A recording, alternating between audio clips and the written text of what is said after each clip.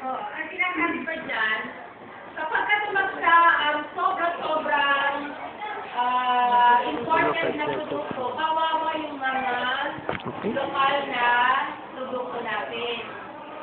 At bukod doon, binibigyan din daw ng tulong ng pamahalaan ang nire-regulate ang operasyon ng malalaking korporasyon, lalo na yung mga multinational, kasi magiging kaawawa rin yung mga maliit lamang na mga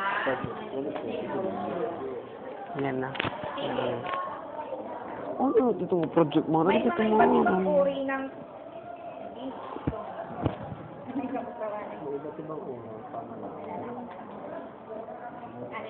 sayang no, kung simula pa lang, ganyan ka na, sana hindi ka nahulog. Yes, ma'am.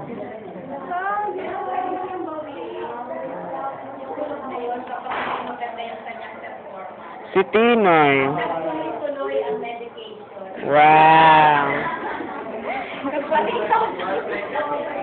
Si Shawas. Ibang uri ng buwis. Ang buwis ay may iba't ibang uri batay sa klasifikasyon. May mga buwis na tuwirang ipinapataw sa mga individual o bahay kalakay at paglilingkod kaya hindi tuwirang ipinapataw sa mga individual. Ano halimbawa niyan? Anong paliwanag dyan?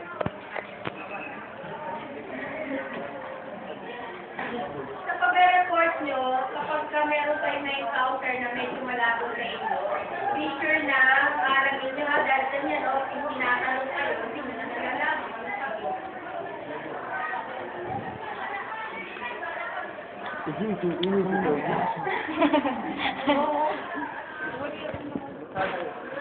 Anyway, discuss yan sa uli ng buwis.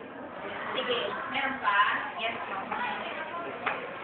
Ang pamahalaan ay sa pamamagitan ng progresibong pagbubuwis o progressive taxation, inaasahang mababawasan ng mga agwas sa pamamagitan ng mayayaman at mahihirap na mamamayan.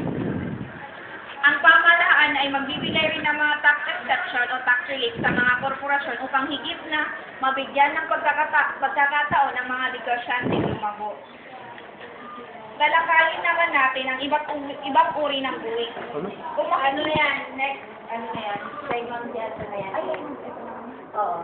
Pero kung okay na, sige. Raymond Jessa na lang. So, ang topic nila,